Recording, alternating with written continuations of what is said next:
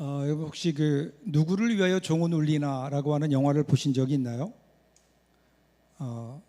아주 오래된 영화죠. 근데 이 영화의 제목은 사실은 유명한 어네스트 헤밍웨이의 소설 제목에서 왔죠. 여러분 이 소설을 보면, 그 영화나 소설을 보면 스페인 내전을 배경으로 하고 있어요. 스페인 내전 속에 한 개인의 사랑과 죽음에 관하여 이야기하고 있는데요.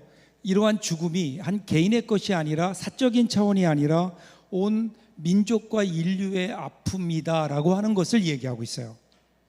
근데 사실 이 누구를 위하여 종은 울리나라는 이 경구는 16세기에 영국 성공회의 신부였던 잔 던이라는 분이 있어요. 이 잔 던 신부님인데, 이분이 명상록에서 썼던 말입니다. 이렇게 얘기해요.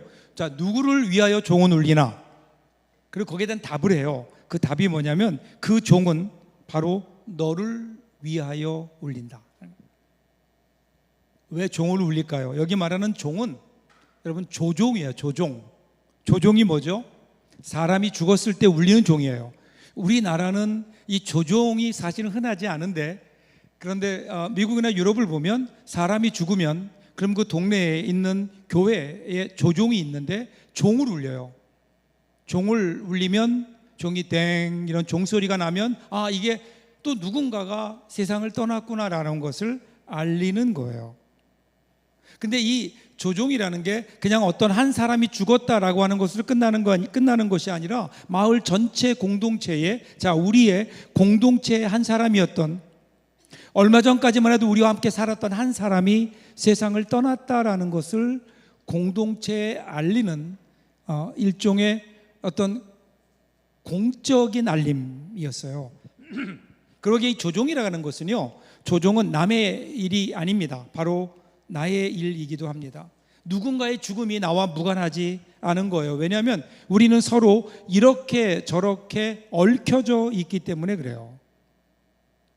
우리가 함께 산다는 것이 그것 아닐까요? 그 누군가에게 무슨 일이 있다고 하는 것은, 그것은 곧 나에게도 그 일에 대한, 그 일에 이런저런 모양으로 연결되어 있다는 거죠. 그래서 이 종소리는 단순히 그냥 한 사람의 죽음에 대한 애도가 아니라 오늘 살아있는 우리를 향해 던지는 질문이기도 합니다.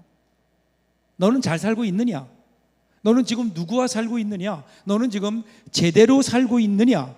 한 사람의 죽음에 대한 울림이 남아있는 사람들에게도 이런 질문을 던지는 거죠. 그 조종은 그 공동체로 하여금 다른 사람들로 하여금 깨어나게 하는 소리고, 하나님 앞에서 다시 삶을 성찰하게 하는 소리입니다. 오늘 우리에게도 이러한 조종이 필요하지 않을까요? 오늘 성경이 오늘 우리에게 이러한 종소리를 들려줍니다. 자, 1절을 보세요. 1절 보면, 사람이 내게 말하기를 여호와의 집에 올라가자 할 때에 내가 기뻐하였도다. 이렇게 시작하고 있어요. 여기서 여호와의 집에 올라가자, 이 말은요, 함께 순례를 떠나자, 그런 말이에요. 이스라엘 사람들은 1년에 3번, 최소한 3번 순례를 했어요. 그 순례는 예루살렘 성을 다녀 올라가는 길이에요. 6월절, 맥추절, 초막절, 이때 그들의 일을 놔두고 순례의 길을 떠나요. 예루살렘 성전을 향해 나아가는 거예요. 그러면 그것이 짧게는 며칠, 길게는 몇 달의 길이 걸리는 그런 순례길이죠. 더군다나 그때가요, 그 시기로 보면 농사가 끝난 다음이 아니에요. 바쁜 농사철이에요. 그러니까 바쁜 일을 그만두고 가야 되는 거예요. 그럼에도 불구하고 성경이 왜 이 순례의 길을 명하느냐, 왜 함께 여호와의 전으로 올라가자, 여호와의 집에 올라가자라고 하며 왜 순례의 길을 가게 하는가? 그 이유는 뭐냐면요, 잊지 말라는 거예요. 바쁜 일들, 삶의 바쁜 어떤 현실에 묻혀서 정말 중요한 너희들이 가야 되는 영원한 하나님 나라를 잊지 말아라. 이런 의미에서 지금 그 길을 향해 가자고 하는 거고요. 그리고 그 이야기를 들었을 때 오늘 시인이 어떻게 고백해요? 기쁘다, 내가 기뻐하였도다, 이렇게 얘기하는 거예요. 왜 그럴까요? 그 길이 힘들지 않아서가 아니에요. 여러분, 그 길을 가려면 많은 준비를 해야 돼요. 내가 내려놓아야 될 것들도 있어요. 내가 손해봐야 되는 것도 있어요. 그 길이 그 당시에 교통시설도 없던 그 당시에 그 길을 걸어간다고 하는 것은 고난이에요. 그럼에도 불구하고 기뻐할 수 있었던 이유가 뭘까요? 그 이유는 그동안 잊고 있었던 영원한 하나님 나라를 바라본다고 하는 기쁨, 그렇게 오라고 하시는 하나님의 부르심에 응답하는 기쁨. 여러분, 이 기쁨이 그 시인의 마음속에 있었던 거죠. 사실 오늘 우리 그리스도인들의 고백이 여기에 있지 않나요? 우리 그리스도인의 고백이 뭘까요? 힘들지만 기뻐요 라는 거죠. 힘들지만 행복해요. 여러분, 이것이 그리스도인의 진짜 고백이 아닐까요? 환경이 편안해서 내가 원하는 것이 다 이루어지니까 내가 기뻐하고 내가 행복한 것이 아니라고요. 환경 때문에 행복한 것이 아니라, 환경은 여전히 어렵고 힘들지만, 퍽퍽하지만 우리 안에 들어와 계시는 하나님, 그리고 우리로 하여금 오늘 우리의 삶에 침잠하지 않도록 날마다 우리를 하나님의 나라로 하나님 앞으로 불러내시는 하나님의 그 부르심이 있기에 그 부르심에 응답하며 기뻐하는, 이것이 오늘 그리스도인들의 진짜 기쁨이 아닐까. 우리가 예수 믿고 구원받게 되면 우리 안에 성령님이 거하시죠. 그러면 그로 말미암아 우리 가운데 전에 없던 갈망이 생겨나요. 그 갈망이 뭘까요? 하나님을 사모하는 거예요. 하나님의 집을 사모하는 거예요. 하나님 앞에 나오기를 원하는 거예요. 하나님 앞에 나와 예배하기를 원하는 마음이 우리 가운데 있다고요. 만일에 오늘 우리 가운데 이러한 갈망이 없다면, 하나님을 향한 갈망이 없다면, 오늘 우리는 나는 과연 지금 예수님을 제대로 믿고 있는지 생각을 다시 한번 점검해 봐야 돼요. 자, 오늘 우리가 이 자리에 주일이에요. 주일 예배라서 나와 있어요. 여러분이 어떻게 여기에 나오게 됐나요? 그냥 오늘 내가 주일이니까 그냥 나온 건가요? 내가 결단하고 이 자리에 여러분 나온 건가요? 아니요, 여러분. 오늘 우리는 그냥 내가 생각 없이 이 자리에 나와 있는 것 같지만, 어찌어찌 하다 보니까 이러한 이유 때문에 여기 온 것 같지만, 그런데 오늘 우리가 이 자리에 나올 수 있었던 가장 근본적인 것은 하나님의 부르심이에요. 하나님이 우리를 이 자리로 불러주셨다고요. 여기에 예배를 하나님께서 준비해 놓으셨고, 그리고 이 자리로 저와 여러분들을 부르신 거예요. 그리고 오늘 우리는 그 부르심을 따라 이 자리에 나온 것 아닐까요? 만일 오늘 우리 가운데 이 하나님의 부르심을 따라 이 자리에 나왔다는 고백이 없다면, 오늘 우리의 기쁨은 과연 뭘까요? 오늘 우리는 예배를 통해서 과연 우리는 무엇을 경험할 수 있을까요? 오늘 나와 있는 시편 기자가 여호와의 집에 올라가자라는 말을 들었을 때 왜 그가 기뻐했을까? 단순히 그냥 순례를 떠난다고 하는 어떤 설레임은 아닐 거예요.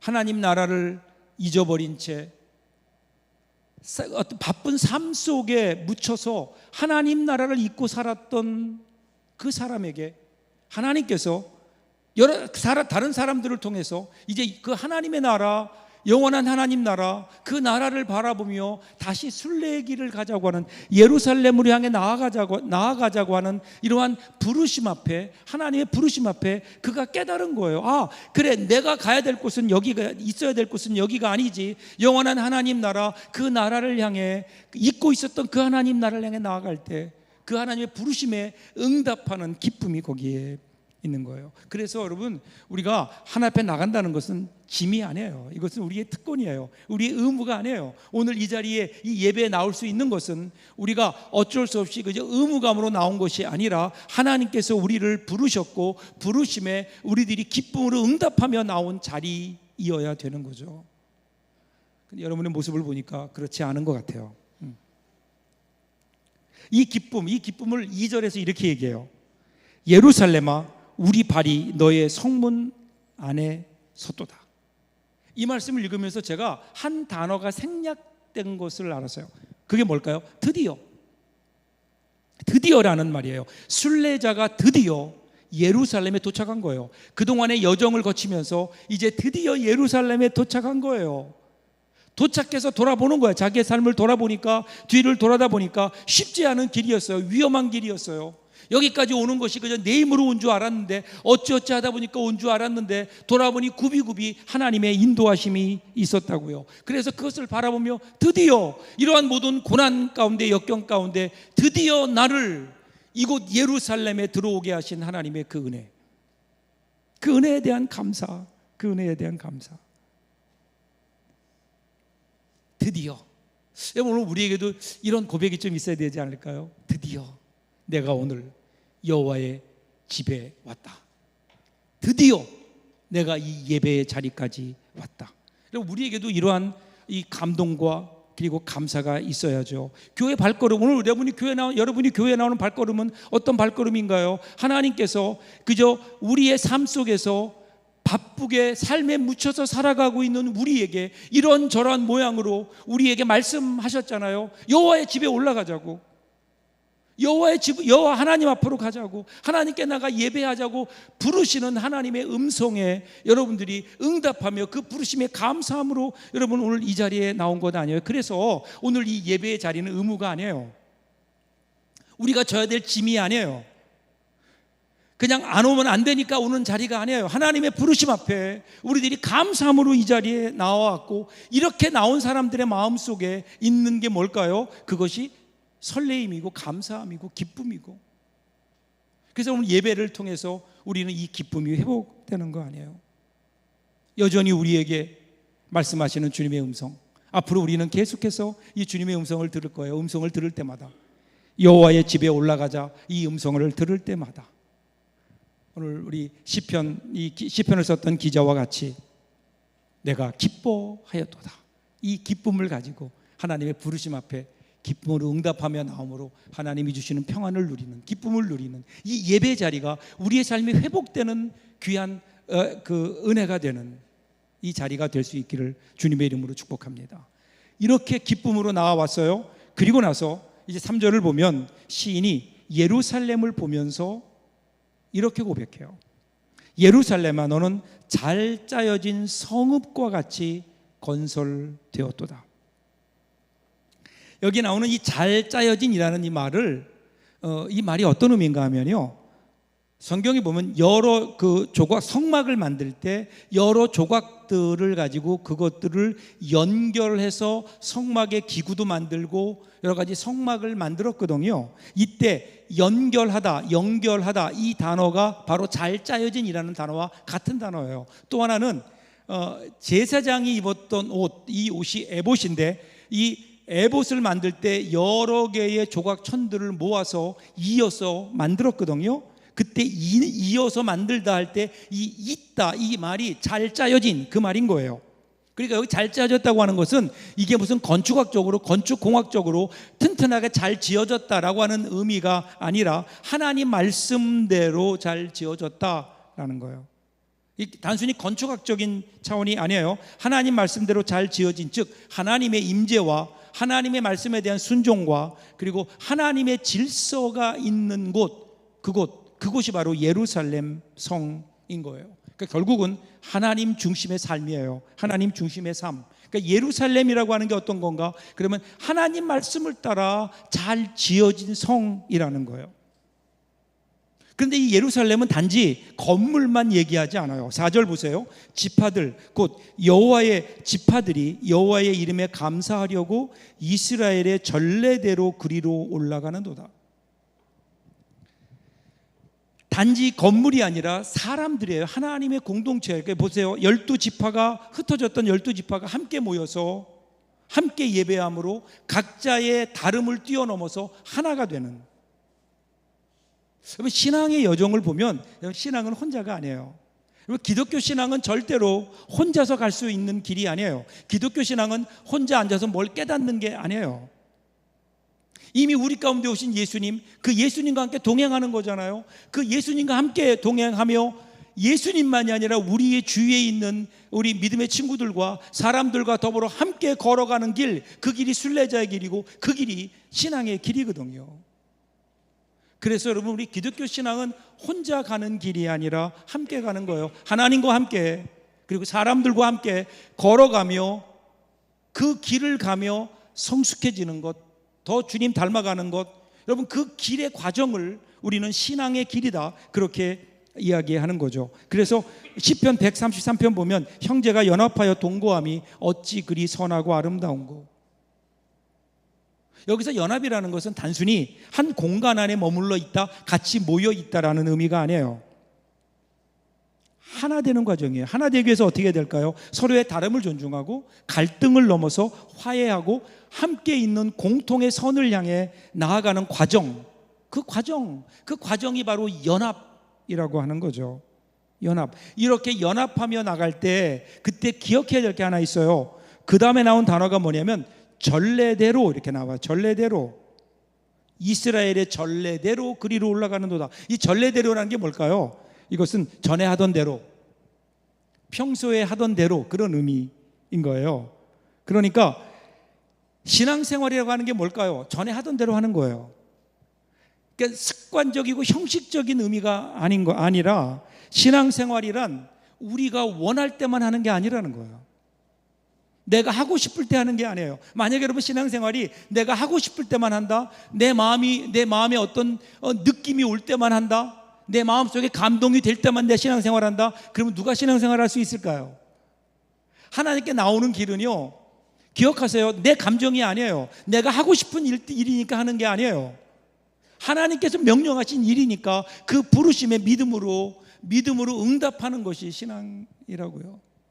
내가 하고 싶다고 한다고요? 아니에요. 하고 싶지 않아도 하나님의 명령이기 때문에 그 자리에 나가야 되는, 그래서 이것을 거룩한 습관이라고 하죠. 여러분, 우리 신앙생활은요, 거룩한 습관으로 이어져야 돼요. 내가 원하기 때문에 하는 게 아니에요. 하나님의 말씀을 따라, 하나님의 부르심을 따라 나가는 길이기에, 그래서 우리에게는 전례대로 우리의 거룩한 습관이 우리에게 있어서 그 습관을 따라 하나님께 나아가는 길, 그 길이 여러분 신앙의 길이고, 그게 우리가 하나님 앞에 예배하는 예배의 길이 아닐까요?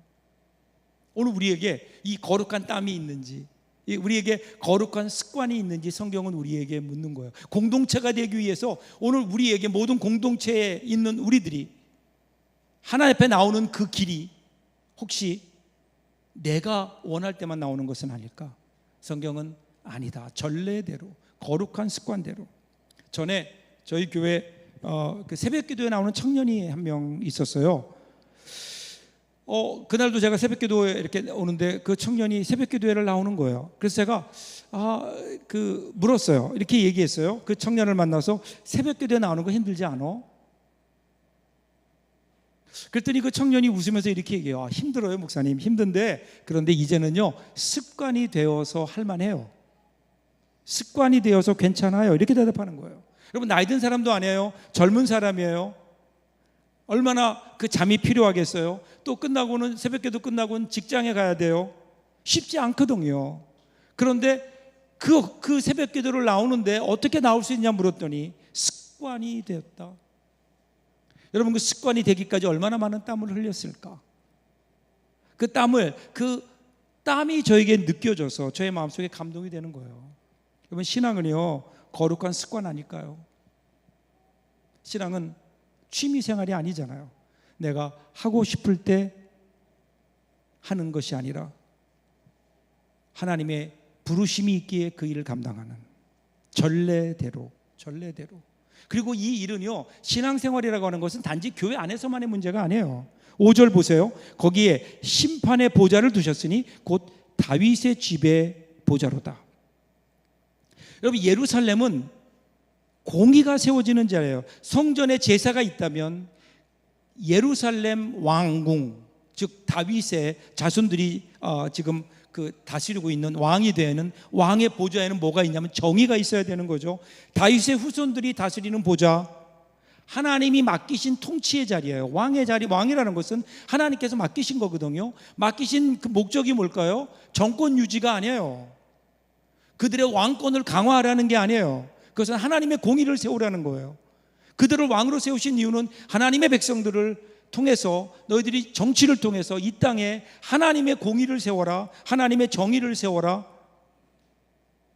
이것이 진정한 예루살렘을 만들어가는 거라는 거예요. 진짜 예루살렘이 잘 짜여지고, 예루살렘의 힘은 어디에 있는가? 하나님께 제사하는 것, 하나님께 예배하는 것과 함께 동시에 삶 속에서, 그 삶에서 정의를 세우고 공의를 세우는 하나님의 뜻을 세워가는, 단지 성전만이 아니에요. 성전 안에서 어떻게 예배드리느냐, 우리가 어떻게 정말 하나님의 일을 위해서 우리가 나와서 봉사하느냐, 이것으로 성전이 성전되지 않는다는 거예요. 진짜 성전, 예루살렘을 예루살렘 되게 하는 게 뭐라고요? 그것은 하나님의 공의와 정의를 세우는 일이에요. 진정한 공동체, 하나님이 원하시는 잘 짜여진 그러한 예루살렘, 잘 짜여진 공동체, 여기에는 하나님께 드려지는 예배도 중요하지만 삶 속에서 살아가는 삶 속에 과연 하나님의 공의와 정의가 실현되고 있느냐. 그리고 나서 이제 시인은 마지막으로 하나님께 이 예루살렘을 위해 기도해요. 6절부터 보세요. 예루살렘을 위하여 평안을 구하라. 예루살렘을 사랑하는 자는 형통하리로다. 여러분, 결국 이 순례의 길은 기도로 마무리돼요. 먼 길을 걸어서 예루살렘 성에 왔어요. 거기에서 그는 하나님 앞에 기도해요. 기도해요. 무엇을 위해 기도할까? 예루살렘의 평안을 위해서 기도해요. 이 평안이라는 것은 단순히 전쟁이 없는 상태가 아니에요. 하나님의 평안, 샬롬, 하나님이 다스리시는, 하나님이 왕이 되시는, 하나님이 왕이 되어서 다스리시는 하나님의 질서가 있는 곳, 그곳이 어디예요? 그곳이 예루살렘이라는 거죠. 뜻이 하늘에서 이루어진 것 같이 땅에서도 이루어지길 원합니다. 이것을 구하는 기도죠. 그런데 그 기도를, 예루살렘의 평안이 있기를 원합니다. 그런데 예루살렘의 평안이 있기를 원하는 그 기도의 내용을 한번 볼까요? 그 내용이 8절이에요. 8절 같이 한번 읽어볼까요? 같이 읽어요. 내가 내 형제와 친구를 위하여 이제 말하리니 너의 가운데 평안이 있을지어다. 그러니까 시편 기자가 예루살렘을 향해 노래하면서 기도하면서 뭐라고 해요? 자기 평안을 구한 게 아니에요. 다른 사람들, 자기 친구와 내 형제와 친구들을 위해서 그들의 평안을 빌어요. 여기에 진정한 평안이 있음을 알기 때문에 그래요. 여러분, 평안이 뭘까요? 우리는 평안 그러면 무언가 내 삶 속에 내가 평안하려면 내 삶에 다른 사람들이 들어올 수 없도록 아주 견고한 벽을 만들고 성을 쌓는 것이라고 생각해요. 많은 사람들이 이게 평안인 줄 알아요. 여기에 평안이 있다고 생각해요. 다른 사람들이 나를 넘볼 수 없는 어떤 높고 견고한 성과 벽을 쌓아가는 것, 이것이 평안이라고 생각을 해요. 이게 평화라고 생각을 해요. 근데 오늘 성경은 뭐라고 해요? 그렇지 않다는 거예요. 오히려 평안이라는 것은 이웃을 향해 나를 열고 그들과 소통하는 문이에요. 더불어 살아가는 길을 여는 문, 이것을 통해서 평화가 이루어진다는 거죠. 여러분, 그렇기 때문에 나의 평안만으로 끝나지 않아요. 나의 평안은 다른 사람들에게 흘러가야 되고 더불어 함께 이루어가는 평화의 공동체를 만들어야 되는 거예요. 여러분, 평안은 혼자만 누릴 수 있는 감정이 아니에요.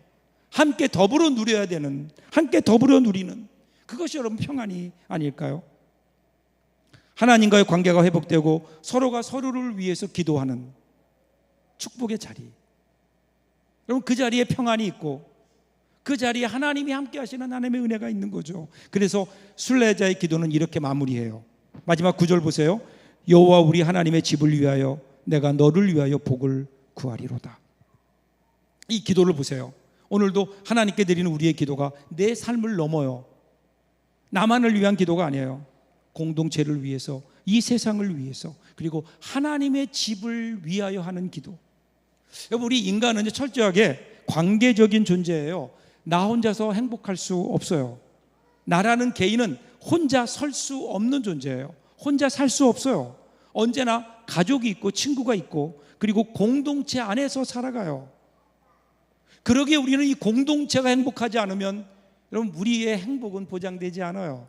많은 경우 우리는 그냥 나만 행복하면 된다라고 생각하죠. 그런데 여러분, 과연 그런가요? 나만 행복하는 게 있던가요? 우리의 삶을 보면 나 혼자 행복할 수 있는 길은 없어요. 행복은 언제나 더불어 함께 행복한 거예요. 내가 속한 공동체가 평안해야 우리도 평안하지 않을까요? 여러분, 오늘 우리 사회가, 우리가 살고 있는 이 사회가 겪고 있는 많은 문제가 뭘까요? 서로를 위한 배려와 마음이 사라졌어요. 그냥 나만을 향한 탐욕만이 우리를 지배해요. 나만 생각해요. 우리 가족만 되면 된다는 거예요. 그러다 보니까 어떨까요? 우리가 살아가는 이 세상에 진정한 평화, 화평이 없죠. 진정한 평화, 이것은 다른 사람들의 평화를 함께 구하는 데서 시작해요. 형제와 친구들을 위해 기도할 때, 내가 속한 공동체를 위해서, 내가 그들을 위해서 그들의 복을 빌 때 나 자신도 행복해져요. 내가 그 복 가운데 거할 수 있는 거예요. 오늘 우리에게 이 고백이 있나요? 혹시 우리가 이 공동체를 잃어버리고 살고 있는 건 아닐까요? 그냥 나만을 바라보는, 나만의 탐욕에서 벗어나지 못한 채 나만을 바라보며 나만 행복하면 된다고 하는 이 생각 때문에 오늘 우리가 당연히 누려야 될 하나님이 우리에게 주신 평안을 혹시 우리가 놓치고 있는 것은 아닐까? 오늘날 우리는 사실은 많은 문명의 혜택을 누리며 살아요. 그 중에 하나가 저는 상수도라고 생각해요. 그냥 물만 틀면, 수도꼭지만 돌리면 뜨거운 물, 찬물이 나오는 시대를 우리는 살고 있잖아요. 근데 불과 여러분 한 100년 전만 해도요, 수레로 물을 날라야 했던 시절이 있었죠. 물을 나르는 일이 직업으로도 있을 그 직업 중에 하나였던, 그때 어느 날 그 물을 큰 통에 담아서 수레로 나르는 일을 하고 있는 어떤 사람, 근데 그 아버지를 도와서 뒤에서 수레를 미는 한 아들이 있었어요. 아들이 뒤에서 그 아버지가 끌고 가는 그 물통을 가만히 수레를 밀면서 보니까 물통이 오래됐어요. 낡았어요. 그래서 물을 거기에 담았는데 물이 새는 거예요. 물이 조금씩 새요. 물이 조금씩 새서, 그래서 보니까 물이 이대로 놔두면 그러면 물을 낭비하는 것 같아서 이야기했어요. 물통을 바꿔야 되지 않겠냐고. 아버지 물통을 보시라고. 물통이 오래돼서 낡아서 물이 조금씩 새고 있다고. 근데 아버지는 그걸 한사코 거절해요. 괜찮다고. 이 물통이 괜찮다고. 아들은 계속해서 이야기하는 거예요. 아니라고. 이렇게 하면 그만큼 우리가 하는 노력이 이렇게 빠져나가지 않는, 물이 빠져나가지 않느냐, 우리에게 좋지 않으니 새 통으로 갈았으면 좋겠다. 계속해서 이야기하는 거예요. 계속해서 졸라대니까 아버지가 갑자기 가던 길을 멈춰요. 수레를 멈추고 뒤를 돌아보면서 아들에게 이야기를, 뒤를 돌아봐라. 뒤를 돌아보니까 물이 새잖아요. 물통에서 새었던, 스며 나왔던 물들이 뚝뚝뚝 떨어지면서 땅에 떨어지게 되고, 땅에 떨어진 그 물의 줄기를 따라서, 그 물이 떨어진 곳을 따라서 그곳에 파란 풀들이 자라고 있는 거예요. 풀들이 자라고 있는 모습을 보는 거예요. 그러면서 그 아버지가 아들에게 이야기하죠. 조금 새는 물이지만 이 물이 생명을 자라게 한다는 거예요. 여러분, 우리가 의지를 가지고 어떤 큰 뜻을 가지고 큰 물을 붓지 못해도 우리에게 조금씩 새는 물들, 그 물을 통해서도 다른 사람, 다른 생명들을 자라게 할 수 있다는 거예요. 남겨주지는 못하더라도 새는 것까지 막고 욕심을 부리는 우리의 인색함이 우리가 사는 이 세상을 삭막하게 만드는 거 아닐까요? 오늘 우리가 우리의 마음속에 있는 인색함을 조금만 내려놓을 수 있다면 더불어 함께 사는, 여러분, 그래서 레위기 19장 9절부터 10절에 보면 하나님이 이렇게 말씀하시죠. 너희가 너희의 땅에서 곡식을 거둘 때 너는 반 모퉁이까지 다 거두지 말고 너의 떨어진 이삭도 줍지 말며 너의 포도원의 열매를 다 따지 말며 너의 포도원에 떨어진 열매도 줍지 말고 가난한 사람과 거류민을 위하여 버려두라. 나는 너희의 하나님 여호와니라. 여러분, 공동체는 단순히 사람들만 모여있는 집합체가 아니에요. 그것은 서로의 삶을 나누고 아픔을 함께 짊어지며 기쁨을 나눌 때 비로소 여러분 공동체가 만들어지는 것 아닐까요? 한 사람의 고통이 공동체의 고통이 되고 한 사람의 기쁨이 모든 공동체의 축제가 되는 곳. 여러분, 우리는 그것을 바라고 있지 않나요? 만약 내가 속한 공동체가 그런 공동체라면 여러분, 우리의 삶은 분명히 달라지지 않을까요? 그런데 여러분, 이 공동체는요 절대로 그냥 이루어지지 않아요. 기다림과 용서가 있어야 돼요. 배려와 희생이라는 씨앗이 뿌려질 때 비로소 거기에 건강한 공동체가 자라게 되지 않을까요? 나의 것을 조금만 내려놓고 타인의 자리를 좀 더 존중할 때, 그때 여러분 거기에 공동체가 건강하게 세워지는 거예요. 사랑하는 여러분, 혹시 오늘 우리는 나만을 바라보다가 정말 바라보아야 될 중요한 것들을 놓치고 있는 것은 아닐까요? 영원한 하나님의 나라, 그리고 그 길을 향해 함께 가는 사람들, 그리고 그 옆에 아직은